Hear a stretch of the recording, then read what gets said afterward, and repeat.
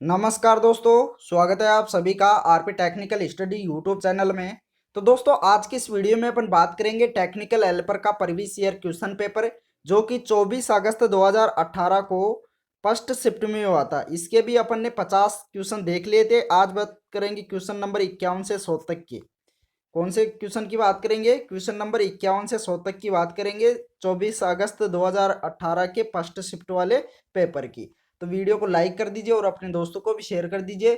जिस दोस्त ने भी अभी तक चैनल को सब्सक्राइब नहीं कर रखा है वो सब्सक्राइब भी कर लीजिए, साथ में ऑल नोटिफिकेशन बेल को भी ऑन कर लीजिए। तो चलिए शुरू करते हैं। तो दोस्तों, क्वेश्चन नंबर 51 है, आर्मेचर घुमाव में निम्नलिखित में से कौन सा नियम अंत में कनेक्टर द्वारा एक छोर से जुड़े दो कंडक्टर होते हैं? ऑप्शन दे रखा है ट्रांस, बी दे रखा है कॉइल, सी दे रखा है वाइंडिंग, डी दे रखा है सोलेनॉइड, ई दे रखा है करल। तो दोस्तों, इसका करेक्ट आंसर हो जाएगा ट्रांस। करेक्ट आंसर क्या होगा? ऑप्शन नंबर ये। अगला क्वेश्चन, यदि एक अल्टरनेटर वाइंडिंग में 5/6 का एक फ्रैक्शनल पिच है तो कॉइल स्पेन कितना डिग्री होगा? कितना डिग्री होगा? तो दोस्तों, इसमें क्या करेंगे, 5/6 गुणा 180 करेंगे तो इसका कॉइल स्पेन आ जाएगा। क्या आ जाएगा? कॉइल स्पेन आ जाएगा। तो इसमें भाग देंगे तो कितना आ जाएगा? 150। कितना आ जाएगा? 150, 150 डिग्री। राइट आंसर कितना हो जाएगा? 150 डिग्री। राइट आंसर होगा ऑप्शन नंबर सी। अगला क्वेश्चन, दोस्तों अगला क्वेश्चन दे रखा है, एक अल्टरनेटर के पावर फैक्टर का निर्धारण किसके द्वारा होता है? गति से होता है, लोड से होता है, एक्साइटेशन से होता है, प्राइम मूवर से होता है, या ए और बी दोनों से होता है?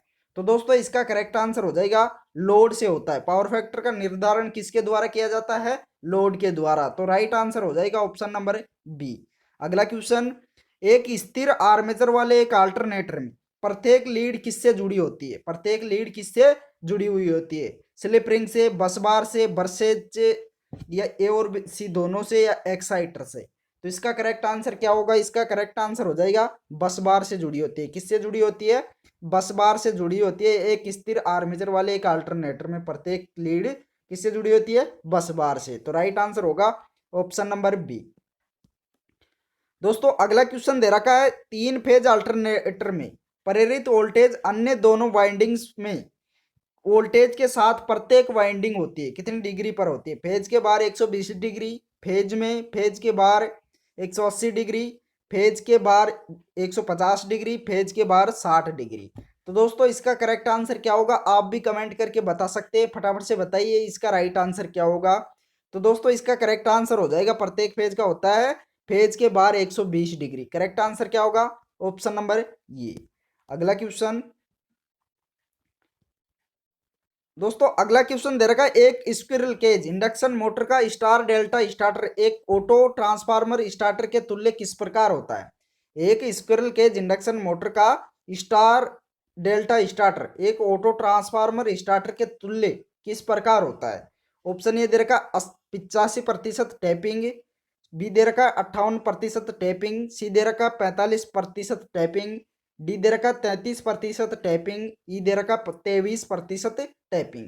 तो दोस्तों, इसका करेक्ट आंसर होगा option number B, 58% tapping. Right answer क्या हो जाएगा? Option number B. अगला क्वेश्चन, अगला क्वेश्चन दे रखा है, इलेक्ट्रिक डिस्चार्ज लैंप में प्रकाश किस प्रकार पैदा होता है? इलेक्ट्रिक विद्युत डिस्चार्ज लैंप होता है तो उसमें प्रकाश किस प्रकार पैदा होता है? करंट का तापमान प्रभाव, करंट का चुंबकीय प्रभाव, किसी गैस या वाष्प का आयनीकरण, डी दे रखा है कार्बन इलेक्ट्रोड, ई दे रखा विद्युत स्थैतिक प्रभाव। तो दोस्तों, एक इलेक्ट्रिक डिस्चार्ज लैंप में प्रकाश किस प्रकार से पैदा होता है? इंपॉर्टेंट क्वेश्चन है। तो दोस्तों, इसका राइट आंसर हो जाएगा किसी गैस या वाष्प का आयनीकरण। राइट आंसर क्या होगा? Option number C. अगला क्वेश्चन, दोस्तों अगला क्वेश्चन दे रखा, फॉरवर्ड बायस पीएन जंक्शन में क्या होता है? फॉरवर्ड बायस होता है, उसके पीएन जंक्शन में क्या होता है? उच्च प्रतिरोध, निम्न प्रतिरोध, अनंत प्रतिरोध, कम धारिता, उच्च धारिता। तो क्या होता है एक फॉरवर्ड बायस पीएन जंक्शन में? इंपॉर्टेंट क्वेश्चन है, फटाफट से कमेंट कीजिए क्या होगा। तो इसका राइट आंसर हो जाएगा निम्न प्रतिरोध होता है। प्रतिरोध क्या होता है? लो रेजिस्टेंस होता है। अगला क्वेश्चन, अगला क्वेश्चन दे रखा है, एक फील्ड इफेक्ट ट्रांजिस्टर क्या है? एक फील्ड इफेक्ट ट्रांजिस्टर क्या है? ऑप्शन ए दे रखा है एक ध्रुवीय उपकरण है, बी दे रखा है द्विध्रुवीय उपकरण है, सी दे रखा है करंट नियंत्रित उपकरण है, डी दे रखा है डायोड, ई दे रखा है वोल्टेज नियंत्रित उपकरण है। तो दोस्तों एक फील्ड इफेक्ट ट्रांजिस्टर अर्थात इसे शॉर्ट में एफईटी भी बोलते हैं। फील्ड इफेक्ट ट्रांजिस्टर को क्या बोलते हैं? एफईटी। तो एफईटी क्या है इसका, यह कौन सा उपकरण है? इंपॉर्टेंट क्वेश्चन है। तो इसका राइट आंसर हो जाएगा एक ध्रुवीय उपकरण है। क्या है? एक ध्रुवीय उपकरण। तो राइट आंसर होगा ऑप्शन नंबर ये। अगला क्वेश्चन दे रखा निम्न में से कौन से रोधन वर्ग 90 डिग्री सेल्सियस तक का तापमान सहन कर सकते हैं?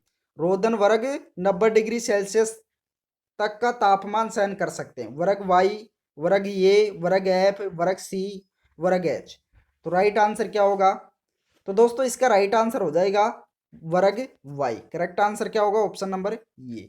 अगला क्वेश्चन दे रखा निम्न में से क्या मानक संचरण वोल्टेज नहीं है? इनमें से कौन सा मानक संचरण वोल्टेज नहीं है? 132 केवी, 222 केवी, 400 केवी, 750 केवी, या इनमें से कोई नहीं। तो दोस्तों इसका करेक्ट आंसर हो जाएगा ऑप्शन नंबर बी 222 केवी। यह मान्य, ये क्या नहीं है? ये मानक संचरण वोल्टेज नहीं है। राइट आंसर क्या हो जाएगा? Option number B. अगला क्वेश्चन दोस्तों अगला क्वेश्चन दे रखा केबल में सुचालक पर रोधन की परत की मोटाई किस पर निर्भर करती है? ऑप्शन ए दे रखा विद्युत धारा समता, ऑप्शन बी दे रखा वोल्टेज, सी दे रखा शक्ति घटक, डी दे रखा प्रतिक्रियाशील शक्ति, ई दे रखा तापमान। तो दोस्तों इसका करेक्ट आंसर हो जाएगा वोल्टेज पर निर्भर करती है। राइट आंसर क्या हो जाएगा? Option number B. केबल में सुचालक अर्थात अचालक जो सुचालक पर रोधन की परत की मोटाई होती है वह किस पर निर्भर करती है? वोल्टेज पर। तो राइट आंसर हो जाएगा ऑप्शन नंबर बी। अगला क्वेश्चन दोस्तों अगला क्वेश्चन दे रखा है एक केबल में न्यूनतम पार विद्युत गुण होता है। पार विद्युत गुण कौन सा होता है? कवच, बेडिंग, आवरण, सुचालक सतह, सर्विंग। तो इसका करेक्ट आंसर क्या होगा? इसका करेक्ट आंसर हो जाएगा ऑप्शन नंबर सी आवरण। करेक्ट आंसर क्या होगा? Option number C. अगला क्वेश्चन किस पदार्थ में सर्वाधिक विद्युत चालकता होती है? किस पदार्थ में सर्वाधिक विद्युत चालकता होती है? इस्पात में, चांदी में, एल्यूमिनियम में, शीशा में, जिंक में। इंपॉर्टेंट क्वेश्चन है, बार बार एग्जामों में पूछा जाता है इस प्रकार का क्वेश्चन। तो इसका करेक्ट आंसर हो जाएगा चांदी। करेक्ट आंसर क्या होगा? Option number B. अगला क्वेश्चन दोस्तों अगला क्वेश्चन दे रखा निम्न में से कौन से घुमावों में डेल्टा संयोजन का उपयोग किया जाता है? कौन से घुमावों में डेल्टा संयोजन का उपयोग किया जाता है? संचरण लाइन परिणामित्र के प्राथमिक, ऑप्शन बी दे रखा प्रत्यावर्तित घुमाव, सी दे रखा वितरण परिणामित्र के द्वितीयक, डी दे रखा वितरण परिणामित्र के प्राथमिक, ई दे रखा ए और बी दोनों। तो दोस्तों इसका करेक्ट आंसर क्या होगा? इसका करेक्ट आंसर हो जाएगा ऑप्शन नंबर डी वितरण परिणामित्र के प्राथमिक। राइट आंसर क्या होगा? Option number D. अगला क्वेश्चन दे रखा है अवमंदक घुमाव खालिस्तान के लिए प्रयुक्त होता है। किसके लिए प्रयुक्त होता है? ऑप्शन ए दे रखा भार विद्युत धारा को कम करने, ऑप्शन बी दे रखा हंटिंग को रोकने, सी दे रखा अवरोधक को घटाने, डी दे रखा भार विद्युत धारा को बढ़ाने, ई दे रखा बी और डी दोनों। तो इसका करेक्ट आंसर कौन सा होगा? इसका करेक्ट आंसर हो जाएगा ऑप्शन नंबर बी हंटिंग को रोकने के लिए अवमंदक घुमाव का उपयोग किया जाता है। तो इसका करेक्ट आंसर हो जाएगा ऑप्शन नंबर बी। अगला क्वेश्चन दोस्तों अगला क्वेश्चन दे रखा है 1000 वोल्ट तक की केबलों में खालिस्तान के रूप में वर्गीकृत किया गया है। ऑप्शन ए दे रखा है निम्न तनाव केबल, बी दे रखा है उच्च तनाव केबल, सी दे रखा है सुपर तनाव केबल, डी दे रखा अतिरिक्त उच्च तनाव केबल, ई दे रखा अतिरिक्त सुपर वोल्टता केबल।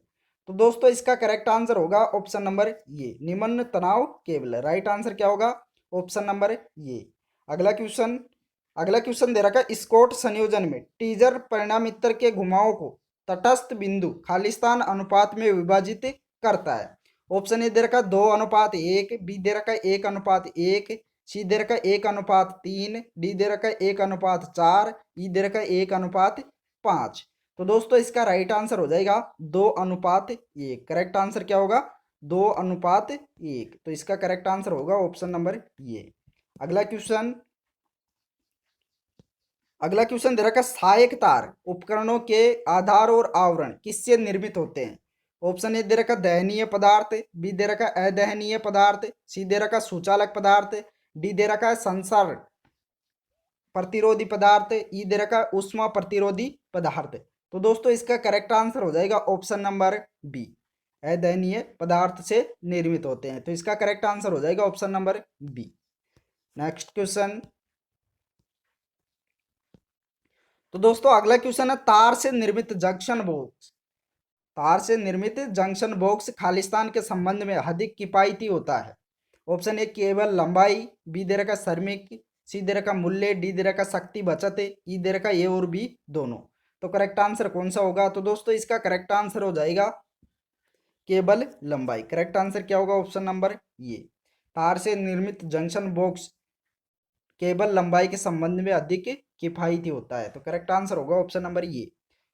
अगला क्वेश्चन, गुटके पर टीआरएस केवल उन स्थानों के लिए उपयुक्त है, किन स्थानों के लिए उपयुक्त है। ऑप्शन ए दे रखा है जो सूर्य और वर्षा में प्रकट नहीं होते, बी दे रखा जो वातावरण में प्रकट होते हैं, सी दे रखा जहां अम्ल और क्षार उपस्थित होते हैं, डी दे रखा आग का खतरा उपस्थित होता है, ई दे रखा नम क्षेत्र पर है। तो दोस्तों इसका करेक्ट आंसर क्या होगा। इसका करेक्ट आंसर हो जाएगा ऑप्शन नंबर ये, जो सूर्य और वर्षा में प्रकट नहीं होते हैं। राइट आंसर क्या होगा ऑप्शन नंबर ये। अगला क्वेश्चन। दोस्तों अगला क्वेश्चन दे रखा विद्युत धारा के खालिस्तान प्रभाव के कारण फ्यूज परिचालित होता है। ऑप्शन ए चुंबकीय, विद्युत स्थैतिक, ऊष्मीय, रासायनिक, इनमें से कोई नहीं। तो करेक्ट आंसर क्या होगा। इंपॉर्टेंट क्वेश्चन है तो इसका राइट आंसर हो जाएगा ऊष्मीय। करेक्ट आंसर क्या होगा ऑप्शन नंबर सी। अगला क्वेश्चन, 5 एम्पियर के लिए निर्धारित परिपथ हेतु तीन ताम्र तार का सही आकार क्या होगा। 35 SWG, 36 SWG, 37 SWG, 38 SWG, 39 SWG। तो करेक्ट आंसर क्या हो जाएगा। इसका करेक्ट आंसर हो जाएगा ऑप्शन नंबर ये 35 SWG। करेक्ट आंसर क्या होगा ऑप्शन नंबर ये। अगला क्वेश्चन। दोस्तों अगला क्वेश्चन दे रखा विभवांतर जो तापावरोधन के भंजन का कारण होता है क्या है। भंजन वोल्टता, इंडक्टेंस, रोधन प्रतिरोध, इम्पेसिटी, इम्पीडेंस। करेक्ट आंसर कौन सा होगा। फटाफट से आंसर बताना है सभी दोस्तों को, फटाफट से आंसर बताइए। और सभी दोस्तों से रिक्वेस्ट है कि एक बार वीडियो को लाइक करके दोस्तों को शेयर कर दो। सभी दोस्त एक बार शेयर कर दीजिए। तो दोस्तों इसका करेक्ट आंसर हो जाएगा बंजन वोल्टता। राइट आंसर क्या हो जाएगा बंजन वोल्टता। अगला क्वेश्चन। अगला क्वेश्चन दे रखा है एक लघु आवेशन विद्युत धारा के साथ बैटरी की दृढ़ आवेशन की प्रक्रिया क्या कहलाती है। त्वरित आवेशन, तेज आवेशन, उच्च आवेशन, रिसाव आवेशन या तीव्र आवेशन। करेक्ट आंसर क्या होगा। तो दोस्तों इसका करेक्ट आंसर हो जाएगा रिसाव आवेशन। करेक्ट आंसर क्या हो जाएगा ऑप्शन नंबर डी। चलिए अगला क्वेश्चन। अगला क्वेश्चन दे रखा है एडिशन सेल में प्रयुक्त विद्युत अपघट्य होता है, कौन सा अपघट्य होता है। इंपॉर्टेंट क्वेश्चन है एडिशन सेल में, जल्दी से बता दीजिए कौन सा होगा। इंपॉर्टेंट क्वेश्चन है। तो दोस्तों इसका राइट आंसर हो जाएगा KOH अर्थात पोटेशियम हाइड्रोक्साइड। करेक्ट आंसर क्या हो जाएगा पोटेशियम हाइड्रोक्साइड। कौन सा विद्युत अपघट्य होता है potassium hydroxide KOH। Correct answer क्या हो जाएगा ऑप्शन नंबर सी। अगला क्वेश्चन। दोस्तों अगला क्वेश्चन दे रखा सीसा अम्ल बैटरी में फिल्टरों को क्यों प्रदान किया जाता है, फिल्टरों को क्यों लगाया जाता है। ऑप्शन ए दे रखा है गैसों के प्रवाह की सुगमता के लिए, बी दे रखा है गैसों के प्रवाह को रोकने के लिए, सी दे रखा है वाष्पों के माध्यम से अम्ल हानि को पुनः प्राप्त करने के लिए, डी दे रखा है ध्रुवीकरण की प्रवृत्ति को घटाने के लिए, ई दे रखा है ध्रुवीकरण की प्रवृत्ति को बढ़ाने के लिए। इंपॉर्टेंट क्वेश्चन है तो इसका राइट आंसर हो जाएगा गैसों के प्रवाह की सुगमता के लिए। किसके लिए किया जाता है गैसों के प्रवाह की सुगमता के लिए। तो राइट आंसर होगा ऑप्शन नंबर ये। Next question. दोस्तों अगला क्वेश्चन है एक परिपथ जिसमें न तो कोई ऊर्जा स्रोत होता है और न ही EMF स्रोत होता है, वह क्या कहलाता है। एक ऐसा परिपथ जिसमें न तो कोई ऊर्जा होती है और न ही EMF होता है, वह क्या कहलाता है। एक पक्षीय परिपथ, द्विपक्षीय परिपथ, निष्क्रिय परिपथ, सक्रिय परिपथ या खुला परिपथ। तो वह क्या कहलाता है, कौन सा परिपथ कहलाता है। तो दोस्तों इसका करेक्ट आंसर हो जाएगा ऑप्शन नंबर सी। क्या होगा? ऑप्शन नंबर सी, निष्क्रिय परिपथ कहलाता है। क्या कहलाता है? निष्क्रिय परिपथ। राइट आंसर होगा ऑप्शन नंबर सी। अगला क्वेश्चन दोस्तों, अगला क्वेश्चन दे रखा, बिंदु आवेश के कारण क्षेत्र के अंदर विद्युत क्षेत्र तीव्रता का मान खालिस्तान द्वारा निर्धारित किया जा सकता है। ऑप्शन ए दे रखा है गॉस नियम, बी दे रखा है एम्पियर का नियम, सी दे रखा है कूलम्ब का नियम, डी दे रखा है मैक्सवेल का नियम, ई दे रखा है लेंज का नियम। तो बिंदु आवेशन के कारण क्षेत्र के अंदर विद्युत क्षेत्र तीव्रता का मान किसके द्वारा निर्धारित किया जा सकता है? इंपॉर्टेंट क्वेश्चन है, तो इसका राइट आंसर हो जाएगा कूलम्ब का नियम। राइट आंसर क्या होगा? Option number C. Next question, अगला क्वेश्चन दे रखा है, एक संधारित्र के आंतरिक तापन के लिए आमतौर पर किसे जिम्मेदार माना जाता है? एक संधारित्र के आंतरिक तापन के लिए आमतौर पर किसे जिम्मेदार माना जाता है? ऑप्शन ए दे रखा लीकेज प्रतिरोध को, बी दे रखा डाइलेक्ट्रिक आवेश को, सी दे रखा इलेक्ट्रॉन की गति को, डी दे रखा प्लेट कंपन को, ई दे रखा सी और डी दोनों को। तो किसे माना जाता है? इंपॉर्टेंट क्वेश्चन है, तो इसका राइट बताना है। राइट आंसर क्या होगा? तो दोस्तों इसका राइट आंसर हो जाएगा लीकेज प्रतिरोध को। किसको माना जाता है जिम्मेदार? लीकेज प्रतिरोध को माना जाता है। जब संधारित्र के आंतरिक अंदर तापन हो जाता है, तब तापमान बढ़ जाता है, तो उसका मुख्य कारण क्या होता है? लीकेज प्रतिरोध। राइट आंसर होगा ऑप्शन नंबर ये। अगला क्वेश्चन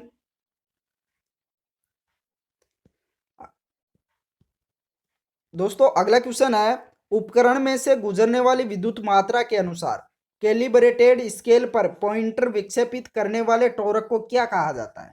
ऑप्शन ए दे रखा ऑपरेटिंग टॉर्क, बी दे रखा रिसोर्टिंग टॉर्क, सी दे रखा डैम्पिंग टॉर्क, डी दे रखा डिस्ट्रैक्टिंग टॉर्क, ई दे रखा स्टार्टिंग टॉर्क। तो उसे किस टॉर्क के नाम से जाना जाता है? तो दोस्तों इसका राइट आंसर हो जाएगा ऑपरेटिंग टॉर्क द्वारा। उसे किस नाम से जाना जाता है? ऑपरेटिंग टॉर्क द्वारा। राइट आंसर होगा ऑप्शन नंबर ये। अगला क्वेश्चन दे रखा, निम्नलिखित में से कौन सा घटक ओम मीटर परिपथ में नहीं होता है? इनमें से कौन सा घटक है जो ओम मीटर परिपथ में नहीं होता है? ऑप्शन ए दे रखा है स्थिर प्रतिरोधक, बी दे रखा प्रतिवर्ती प्रतिरोधक, सी दे रखा संधारित्र, डी दे रखा इंडक्टर, ई दे रखा सी और डी दोनों। तो करेक्ट आंसर क्या होगा? तो दोस्तों इसका राइट आंसर हो जाएगा सी और डी दोनों, अर्थात संधारित्र व इंडक्टर ये दोनों ही नहीं होते हैं। राइट आंसर क्या हो जाएगा? ऑप्शन नंबर ये। अगला क्वेश्चन दोस्तों, अगला क्वेश्चन दे रखा है, एक मल्टीमीटर क्या माप सकता है? करंट, वोल्टेज, रेजिस्टेंस, तापमान, इन सब। राइट आंसर क्या हो जाएगा? इंपॉर्टेंट क्वेश्चन है। तो दोस्तों एक मल्टीमीटर माप सकता है, करंट को भी माप सकता है, वोल्टेज को माप सकता है, रेजिस्टेंस को माप सकता है, वह तापमान को भी माप सकता है। राइट आंसर क्या हो जाएगा? इन सभी सभी को माप सकता है एक मल्टीमीटर। तो राइट आंसर हो जाएगा ऑप्शन नंबर ई। अगला क्वेश्चन दोस्तों, अगला क्वेश्चन है, विद्युत उपकरण में कंट्रोल स्प्रिंग के लिए किस धातु का उपयोग किया जाता है? कंट्रोल स्प्रिंग के लिए किस धातु का इस्तेमाल किया जाता है, उपयोग किया जाता है? इस्पात का, नाइक्रोम का, पासपर कांसा का, चांदी का, या इन सब का? जल्दी से बताइए क्या होगा? तो इसका राइट आंसर हो जाएगा पासपर कांसा का। किसका किया जाता है? पासपर ब्रॉन्ज का। राइट आंसर हो जाएगा ऑप्शन नंबर सी। अगला क्वेश्चन दे रखा है, एक स्वचालित विद्युत प्रेस का तापमान नियंत्रित करने वाला घटक कौन सा है? ऑप्शन ए दे रखा है तापन अवयव, बी दे रखा श्रेणी क्रम प्रतिरोधक, सी दे रखा थर्मोस्टेट, डी दे रखा अप्लायंस सॉकेट, ई दे रखा ए और बी दोनों। तो कौन सा होता है विद्युत एक स्वचालित विद्युत प्रेस का तापमान नियंत्रित करने वाला घटक? कौन सा है इनमें से? जल्दी से कमेंट करके बताइए। तो दोस्तों इसका राइट आंसर हो जाएगा थर्मोस्टेट। राइट आंसर क्या होगा? Option number C. अगला क्वेश्चन दोस्तों, अगला क्वेश्चन दे रखा है, भारत में एसी पावर लाइन वोल्टेज की आवृत्ति क्या है? भारत में एसी पावर लाइन वोल्टेज की आवृत्ति कितनी है? तो इसका करेक्ट आंसर हो जाएगा 50 हर्ट्ज। भारत में कितनी है? 50 हर्ट्ज। और अगर अमेरिका की पूछ ले तो अमेरिका की होती है 60 हर्ट्ज। राइट आंसर क्या होगा? भारत के लिए 50 हर्ट्ज, और अगर अमेरिका की पूछे तो वहां के लिए होगा 60 हर्ट्ज। नेक्स्ट क्वेश्चन, अगला क्वेश्चन है, निम्नलिखित में से क्या पीजो इलेक्ट्रिक पदार्थ का एक उदाहरण है? इनमें से पीजो इलेक्ट्रिक पदार्थ का एक उदाहरण है, कौन सा है? Lead zirconate titanate, barium titanate, lithium niobate, potassium niobate, इन सब। तो करेक्ट आंसर क्या होगा? इसका राइट आंसर हो जाएगा उपरोक्त सभी। ये क्या है? पीजो इलेक्ट्रिक पदार्थ के उदाहरण है। राइट आंसर क्या हो जाएगा? ऑप्शन नंबर ई। अगला क्वेश्चन दोस्तों, अगला क्वेश्चन दे रखा है, अस्थायी स्थापना के लिए निम्नलिखित में से किस वायरिंग की अनुशंसा की जाती है? Cleat wiring, CTS wiring, TRS wiring, PVC conduit wiring, PVC capping wiring. तो राइट आंसर क्या होगा? इंपॉर्टेंट क्वेश्चन है। तो दोस्तों इसका करेक्ट आंसर हो जाएगा क्लिट वायरिंग। राइट आंसर क्या होगा? ऑप्शन नंबर ये। अगला क्वेश्चन, अगला क्वेश्चन दे रखा है, निम्नलिखित में से कौन सी लैंप लगभग मोनोक्रोमेटिक प्रकाश देता है? सोडियम वास्प lamp, GLS lamp, tubelight, mercury वास्प लैंप या सी और डी दोनों। तो राइट आंसर क्या हो जाएगा? तो दोस्तों इसका राइट आंसर हो जाएगा सोडियम वास्प लैंप। करेक्ट आंसर क्या होगा? ऑप्शन नंबर ये। अगला क्वेश्चन, तो दोस्तों अगला क्वेश्चन है, निम्नलिखित में से खालिस्तान ट्रांसफार्मर का घटक नहीं है। इनमें से कौन सा ट्रांसफार्मर का घटक नहीं है? ऑप्शन ए दे रखा, breather, कंसर्वेटर, tap changer, Buchholz relay या इनमें से कोई नहीं। तो ये सभी क्या है? ब्रिदर भी ट्रांसफार्मर का घटक है, कंसर्वेटर भी ट्रांसफार्मर का घटक है, टैप चेंजर भी ट्रांसफार्मर का एक भाग है और बुकोल्स रिले भी ट्रांसफार्मर का एक भाग है। तो इसमें क्या पूछ रहा है क्वेश्चन में? कौन सा ट्रांसफार्मर का घटक नहीं है? तो इसका राइट आंसर क्या हो जाएगा? इनमें से कोई नहीं। इनमें से कोई नहीं। ये सभी क्या है? ब्रिदर, कंसर्वेटर, टैप चेंजर व बुकोल्स रिले क्या है? ट्रांसफार्मर के भाग है, घटक है। जबकि ये क्या पूछ रहा है क्वेश्चन में? घटक नहीं है। तो इसका राइट आंसर होगा इनमें से कोई नहीं। राइट आंसर क्या हो जाएगा? ऑप्शन नंबर ई। अगला क्वेश्चन दोस्तों, अगला क्वेश्चन दे रखा है, किस ट्रांसफार्मर में द्वितीयक वोल्टेज प्राथमिक वोल्टेज के समान होती है? वह कौन सा ट्रांसफार्मर है जिसमें द्वितीयक वोल्टेज प्राथमिक वोल्टेज के समान होती है? ऑप्शन ए दे रखा है ऑटो ट्रांसफार्मर, बी दे रखा विद्युत धारा ट्रांसफार्मर, सी दे रखा विभव ट्रांसफार्मर, डी दे रखा पॉलीफेज ट्रांसफार्मर, ई दे रखा आइसोलेशन ट्रांसफार्मर। तो इसका राइट आंसर क्या होगा? तो दोस्तों इसका राइट आंसर हो जाएगा आइसोलेशन ट्रांसफार्मर। करेक्ट आंसर क्या हो जाएगा? ऑप्शन नंबर ई। अगला क्वेश्चन, अगला क्वेश्चन दे रखा है, तरंग वाइंडिंग में समांतर पथों की संख्या हमेशा कितनी होती है? एक तरंग वाइंडिंग में समांतर पथों की संख्या हमेशा कितनी होती है? तो दोस्तों इसका राइट आंसर हो जाएगा दो। कितनी होती है? दो। राइट आंसर होगा ऑप्शन नंबर ये। दोस्तों अगला क्वेश्चन है, विद्युत धारा ट्रांसफार्मर के बारे में निम्नलिखित में से कौन सा कथन असत्य है? इनमें से कौन सा कथन असत्य है? ऑप्शन ए दे रखा, प्राथमिक को लोड के साथ श्रेणी क्रम में संयोजित किया जाता है, बी दे रखा, प्राथमिक विद्युत धारा द्वितीयक से प्रभावित नहीं होती है, सी दे रखा है, चुंबकीय फ्लक्स प्राथमिक विद्युत धारा के अनुसार परिवर्तित होता है, डी दे रखा, प्राथमिक विद्युत धारा लोड से प्रभावित नहीं होती होती है, ई दे रखा, इनमें से कोई नहीं। तो दोस्तों इसका करेक्ट आंसर क्या होगा? इसका करेक्ट आंसर हो जाएगा ऑप्शन नंबर ई, इनमें से कोई नहीं। करेक्ट आंसर क्या होगा? इनमें से कौन सा कथन असत्य है? तो इनमें से कोई भी असत्य नहीं है। तो इसका राइट आंसर हो जाएगा ऑप्शन नंबर ई। अगला क्वेश्चन, ट्रांसफार्मर में नमी के प्रवेश को रोकने के लिए ब्रीदर के अंदर किस पदार्थ का प्रयोग किया जाता है? किस पदार्थ का उपयोग किया जाता है? ऑप्शन ए दे रखा कॉपर सल्फेट, बी दे रखा सोडियम क्लोराइड, सी दे रखा सोडियम सिलिकेट, डी दे रखा सिलिका जेल, ई दे रखा पोटेशियम क्लोराइड।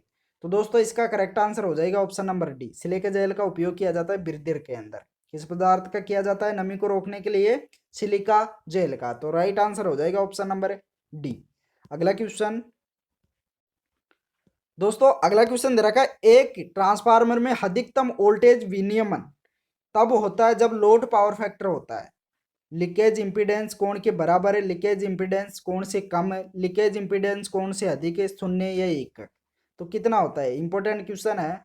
तो इसका राइट आंसर हो जाएगा लीकेज इंपीडेंस कोण के बराबर। राइट आंसर क्या हो जाएगा? ऑप्शन नंबर ये। अगला क्वेश्चन, अगला क्वेश्चन दे रखा है, एक चार ध्रुव सिंप्लेक्स लैप वुंड आर्मेचर में समांतर पथों की संख्या कितनी होगी? तो इसका राइट आंसर हो जाएगा ऑप्शन नंबर बी, चार। कितनी होगी? पोल्स की संख्या की बराबर होगी सिंप्लेक्स लैप वुंड में। करेक्ट आंसर क्या हो जाएगा? Option number B. अगला क्वेश्चन,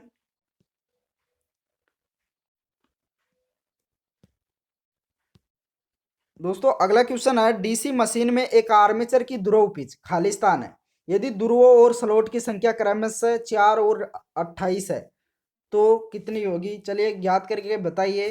तो दोस्तों इसका हो जाएगा स्लॉट्स की संख्या, स्लॉट की संख्या बटे ध्रुवों की संख्या। क्या हो जाएगा? स्लॉट बटे ध्रुव की संख्या। तो स्लॉट्स की संख्या कितनी दे रखी है? 28 बटे पोल्स की संख्या कितनी है? 4। तो 28 में 4 का भाग देंगे तो कितना आ जाएगा? 7। करेक्ट आंसर क्या हो जाएगा? Option number D. अगला क्वेश्चन दे रखा, फिलामेंट लैंप सामान्य रूप से किस पावर फैक्टर पर संचालित होते हैं? 0.5 लीडिंग पर, 0.5 लीडिंग लेगिंग पर, सी दे रखा है 1 ई, डी दे रखा है 0.8 लेगिंग, ई दे रखा है 0.8 लीडिंग। तो करेक्ट आंसर क्या होगा? तो दोस्तों इसका करेक्ट आंसर हो जाएगा ऑप्शन नंबर सी, इकाई पर। फिलामेंट लैंप सामान्य रूप से किस पावर फैक्टर पर संचालित होता है? इकाई पावर फैक्टर पर। करेक्ट आंसर क्या हो जाएगा? Option number C. अगला क्वेश्चन दोस्तों, अगला क्वेश्चन दे रखा, निम्नलिखित में से किस उपकरण में सुरक्षा के लिए भूसंपर्क की आवश्यकता नहीं होती है? Washing machine, refrigerator, vacuum cleaner, विद्युत कुकर या इन सब में? तो करेक्ट आंसर होगा वैक्यूम क्लीनर में। करेक्ट आंसर क्या होगा? Option number C. तो दोस्तों इस वीडियो में इतना ही। वीडियो पसंद आया हो तो लाइक कर दीजिए और अपने दोस्तों को भी शेयर कर दीजिए। जिस दोस्त ने भी अभी तक चैनल को सब्सक्राइब नहीं किया है वो दोस्तों सभी सब्सक्राइब भी कर लीजिए, साथ में ऑल नोटिफिकेशन बेल को भी ऑन कर लीजिए, जिससे कि आगे के सभी नोटिफिकेशन आपको मिल सके। Thank you.